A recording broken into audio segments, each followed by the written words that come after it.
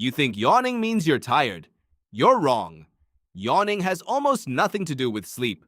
Researcher Andrew Gallup found that yawning spikes right before your brain needs to cool down, not when your body needs rest. A long yawn pulls in cool air and increases blood flow to your skull, dropping your brain's temperature in seconds. That's why you yawn after waking up. Your brain runs hot overnight, and the yawn is a built-in radiator switching on. You're not tired. Your brain is overheating.